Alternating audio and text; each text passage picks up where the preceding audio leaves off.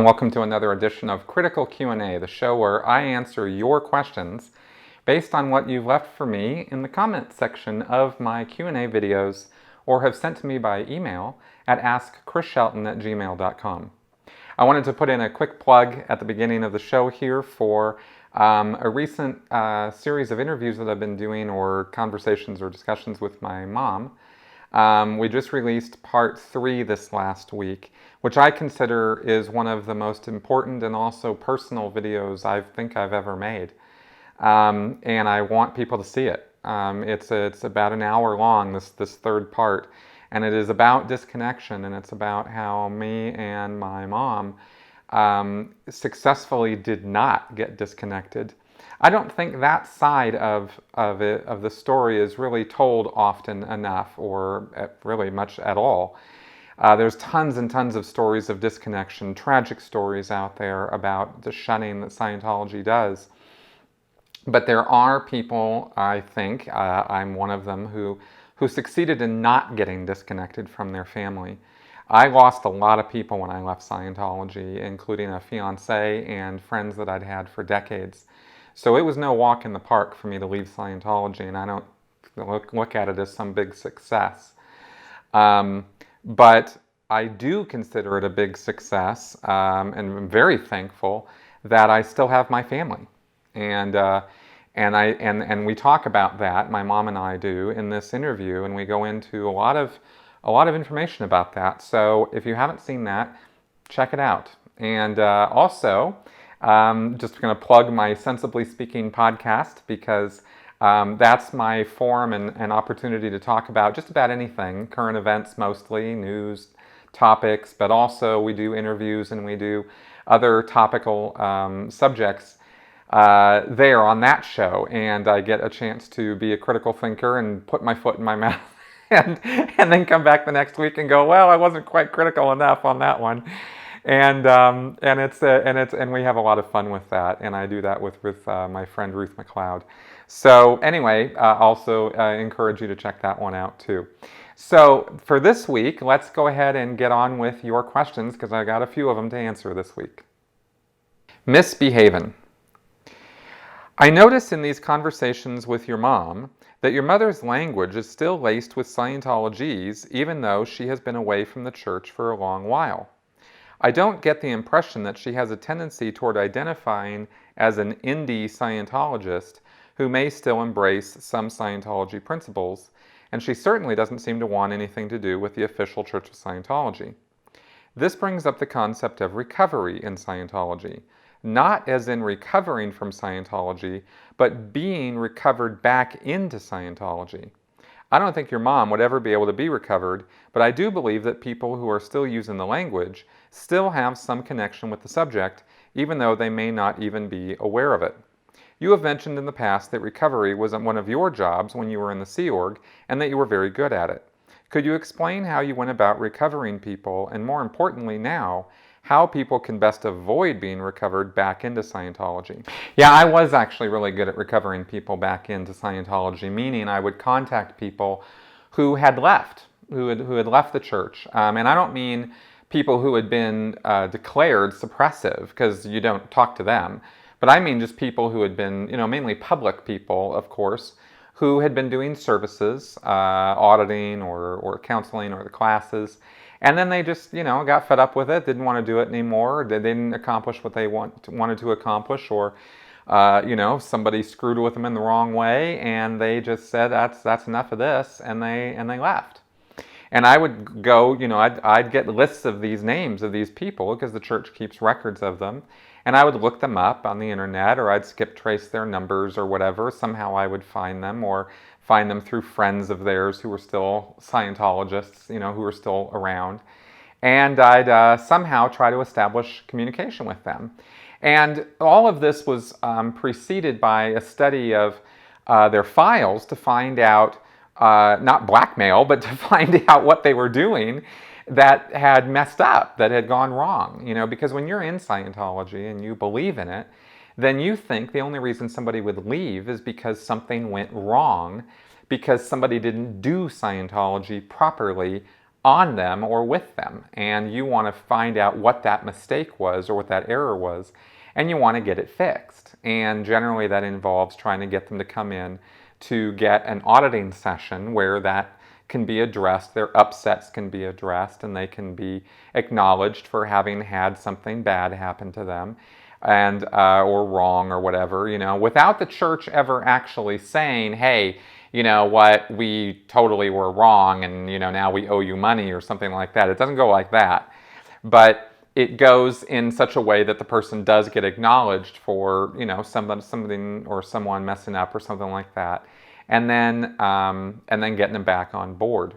Now, in terms of how to do it, those are some of the mechanics of it, but once I would actually, if I could get in front of somebody, and this worked a lot, okay, and this was actually based on some advice from Hubbard. He wrote an issue, I think in the 80s, I think it was 1982 or something. It was a fairly late issue. And there was a piece of information in it that I found very, very helpful, very useful. And I don't know where he got it from or how he came up with it, but basically the piece of information was,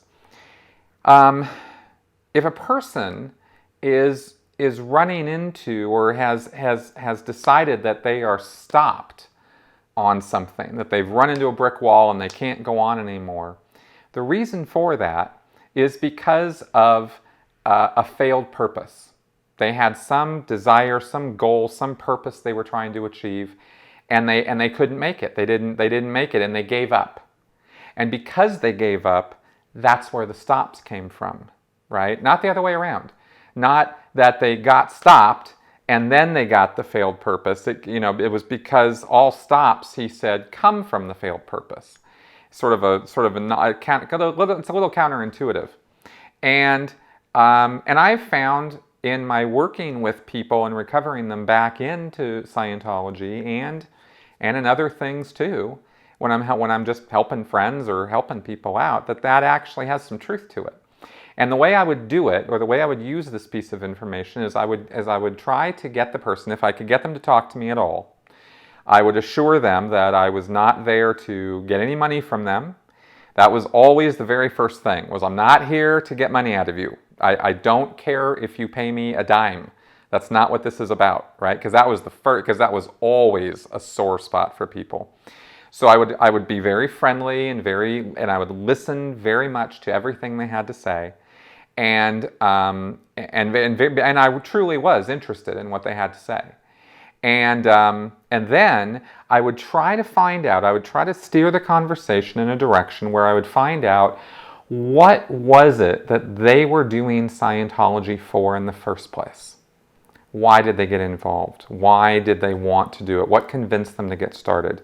What was it that they wanted to handle in the first place? Because pretty much everybody who comes into Scientology comes in because they're trying to handle or deal with some problem or facet of themselves that they don't like or they want to change. I would find out what that was. And I would find out from the person, of course, assuming that has never been handled. I would then, find out more about that, whatever that problem or situation or thing, fault or frailty or whatever was, and I would get them to talk about it. And then I would say, well, I know that these bad things happened in the course of you trying to accomplish your goals with Scientology. And those things that happened were wrong. I would flat out acknowledge the wrongness of it.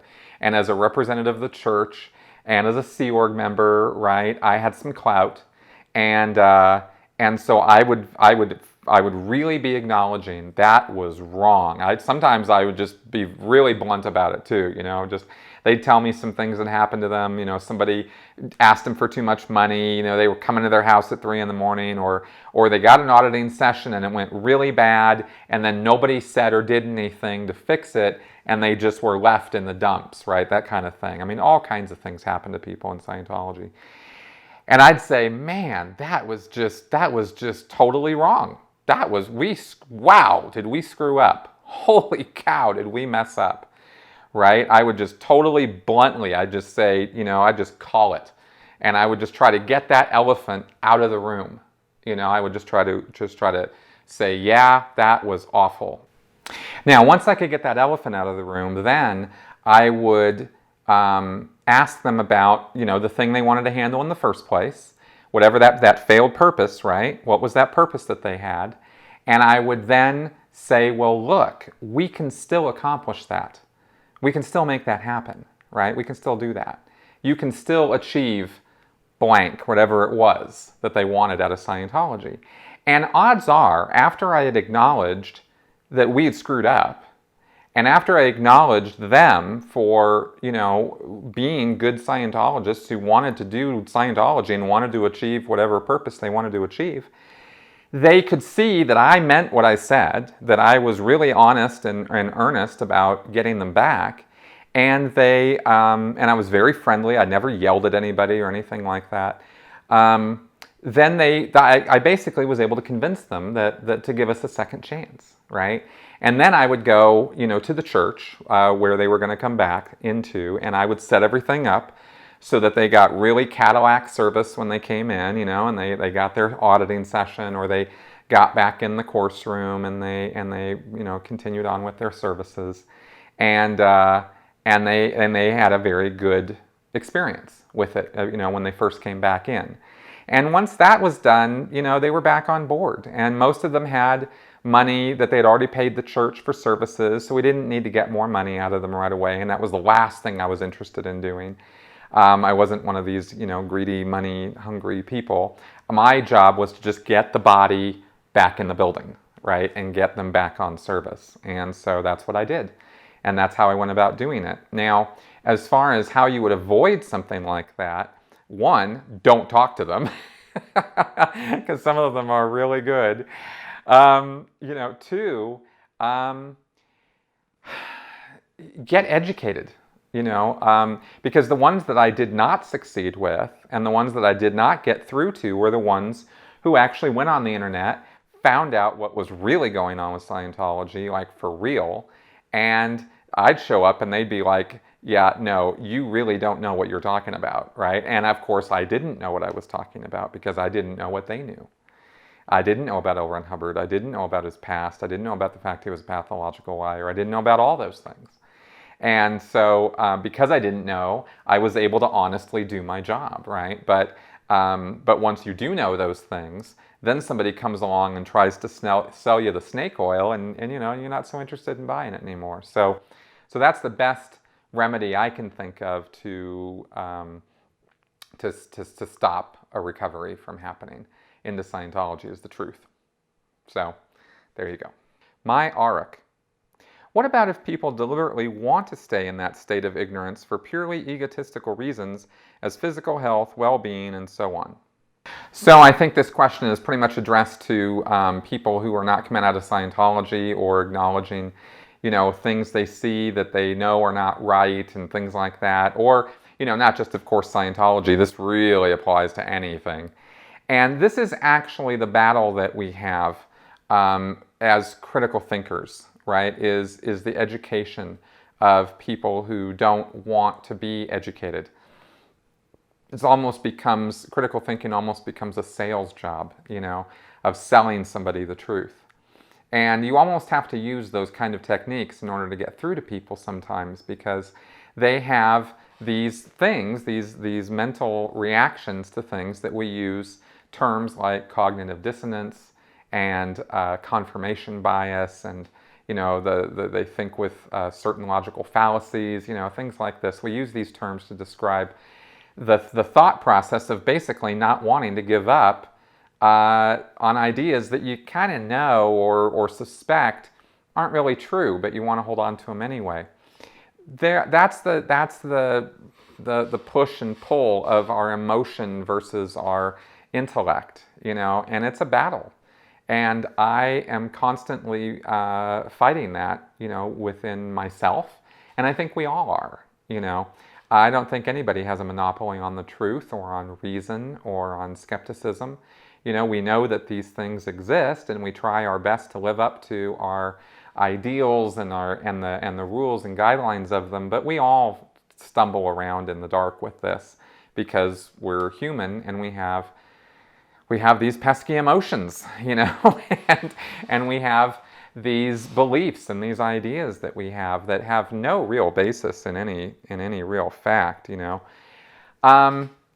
Now, when you get into the subject of willful ignorance or deliberately staying in a state of ignorance, that's denial, and you overcome that by just keep pushing the truth on a person, I mean, if it's worth it, but there's also that question too when you're talking to people who are doing that sort of thing is how much is it worth it? What interest do you have in getting somebody to give up beliefs they have? How destructive are they? We talk about destructive cults, right? Well, they're destructive for a reason. They're destructive because they actually hurt people emotionally, psychologically, financially. They rip apart families and friendships and things like that. Really overtly destructive stuff. And the thought molding and that kind of thing, that's a lot more subtle. Because lots of things do that. Every commercial you see is trying to mold your thoughts. But is it trying to do it in a destructive manner? Is it trying to get you, leading you in a destructive fashion? That's the judgment factor that you have to weigh with all of the various beliefs that you run into with yourself and with other people. So I think really my best answer to this what these kinds of situations is you have to take it on a case-by-case basis of what's the cost benefit ratio of trying to change somebody else's life versus leaving them alone to believe whatever they want to believe or think whatever they want to think. That's what you kind of have to weigh on it, and I don't know a better way to answer it except to say it's a sort of a case-by-case basis, and also what's good for you might not always be good for somebody else. So I know this is a totally kind of I don't mean to come across as in a wishy-washy way. I really mean I'm trying to define tolerance and understanding versus interfering with somebody else's life. Do you have to do it? And if you do you have good reason to do it? And if you do, then, good. Then move forward and see what you can do. But you're going to have to do it with care, compassion, and respect, because you won't get through to a person any other way. Anon 8109. Hubbard Scientology gives people a false sense of security, especially in what happens after they die. Letting go of that must be terrifying and maybe impossible for some people, especially if they grew up believing in it. Life, with all its pains and suffering, can sometimes feel like a free fall into emptiness.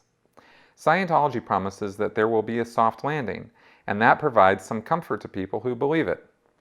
Do you ever miss being comforted by Hubbard's ideas? Do you ever experience mortal terror and emptiness now that you realize there may not be a soft landing? If so, how do you deal with it? Okay, first off, I will say yes, I do miss that. And I miss it every single day. It is very hard to grow up with an idea of personal spiritual immortality and then realize that the person who was selling you that idea was a pathological liar and had no real basis to make those promises. That was very, very, very difficult to accept. And it's taken me a long time to even really get my wits around the idea of accepting it, because I haven't wanted to. I've gone from a position of very, very strong belief in myself and everybody else as a spiritual being who goes on from life to life to life, basically a sort of a reincarnation sort of belief, which is what Scientology is part of their dogma. And I didn't have a big fear of death. I didn't have a big fear of horrible things happening to me, because I felt that, in fact, I knew that I was coming back around. So, it would be a loss, it would suck. It might suck to have to experience the pain of dying, but I didn't have any doubt that I was coming back. So after I lost all of my Scientology certainties and sort of started putting it behind me, I had to deal with this sudden void, And I didn't want there to be a void because it was emotionally very uncomfortable.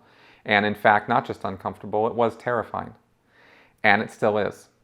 I don't feel safe or secure in this knowledge, and it doesn't give me any degree of comfort at all. Um, I have the logical side of me that says, there's no good reason to have any spiritual beliefs because there's no real evidence of it. And yet I have anecdotal experiences and ideas that maybe there are some reasons to hold on to these kind of beliefs, or what I now call hopes. I don't really call them beliefs, I call them hopes, because I hope, that there's more to life than just what we see around us. I feel I have some intellectual reasons for believing such things, mainly in the progress of science and the history and philosophy of science. Science is not a completed end of story right now. In fact, very far from it. And anybody who believes that science has got everything figured out is completely delusional. So, and being what I call a scientific dogmatist, because science does not have things figured out fully. So I have good reason to still have hopes, I think. But as far as how I deal with it, I can't ever fall back to my Scientology beliefs. And it really sucks because they were very comforting. So now what I've been working on is sort of trying to practice what I preach by educating myself. And specifically about death and about, dying. It's a very uncomfortable subject for me. I have a lot of goals and things I want to accomplish in this life. And I'm not cool with the idea of just dying tomorrow. That's not something I want to accept, even though it could happen. So I'm trying to get myself comfortable with that idea by, watching media, entertainment, reading books, that sort of thing, talking to people about it. And that's been helpful. It's been a gradual, slow progress for me. Because I think that's one of the most difficult things I've had to give up. And I'm still a work in progress, like I've always said. And I think many other people are too. I think the real failing of life is when we stop being a work in progress. So that's how I'm dealing with it. Is I'm not in denial about it. I'm just trying to get educated, and I don't accept anybody telling me how things are when it comes to the afterlife or comes to what things happen to us when we die, because the truth of the matter is no one knows. No one. And there's lots of reasons to believe that nothing happens to us, and there's some reasons to believe that maybe something does happen to us. There are valid reasons to believe that. And, so I guess we'll all find out when it happens. And maybe as science progresses forward, I'm hoping that there will be further advances that might actually give us some tangible evidence and answers in that direction. And I hold out the idea that science can do that eventually. So we'll see how soon that comes along. And in the meantime, I'll just keep working at it. Mr. Bazzini, there have been some news articles re Tom Cruise moving to St. Hill in England. Most people consider it bunk. I do not, as he could be in some turmoil seeing his daughter Suri in the press growing up, and this issue is coming up in auditing. When Miscavige hears of this, he could have decided to sit down with Tom and give him a grandiose title such as European Director of the Board, so as to get Tom very focused on being much more of a leader rather than just a figurehead, getting him to work more on expanding Scientology and by default dragging him further down the rabbit hole. Would you consider this a possibility? I would consider the idea you're presenting as a possibility without going into the specifics of it. Tom Cruise is definitely not moving into St. Hill Manor in England. He's not taking a position with the church because he doesn't have to. He's already got a position in the church. He's this opinion leader within the church. What he says he gets, and what he wants he gets, what he says people do. People in the Sea Org and in Scientology call him Sir. I mean, it's ludicrous. Tom Cruise takes horrible advantage of his position. within that group. And David Miscavige, of course, puts him in a position where he can take advantage of that. David Miscavige is the one who orders people to listen to and follow Tom Cruise's directions and things like that, and demands that they give Tom Cruise respect and that sort of thing, even though he's done absolutely nothing to deserve any such thing. So as far as this idea, though, of Miscavige getting Tom into the fold, and giving him, listening to his ideas and getting advice and direction from him and that sort of thing, I think Miscavige does that. I don't know that he particularly gives Tom Cruise's advice any real, in Miscavige's own head. I don't think he particularly listens to Tom Cruise as though Tom Cruise is somebody who should be telling him what to do. Miscavige is much too egotistical for that. But I think he does that in order to pump up Tom Cruise, right? And I think that David Miscavige would have no problem doing that. And Tom is obviously fallen just head over heels, full bore, dived all the way in the deep end of Scientology. He doesn't necessarily need to go further down the rabbit hole. He's about as far down as you can go. And I don't think he's ever coming out. I really believe that he's never going to see the error of his ways. I read an article the other day. He hasn't seen his daughter in like 900 days or something. I mean, that is insane. And it's not because he can't. Nobody in Scientology is telling Tom Cruise that he can't see his daughter. He's doing that. And that's what I mean when I look at that, and that's what makes me evaluate that he's as far down the rabbit hole as you can get. And it's a pathetic, horrible, awful place to be. And that's where he's at. So yeah, I consider your scenario a possibility, even though I might nitpick some of the specifics of it. Hey, it's time for Flash Answers. Riggs BF. After watching your video with an ex-Jehovah's Witness on comparing and contrasting the two different cults, have you ever considered doing another video with other former cult members? Perhaps a former Mormon or an ex-Moonie?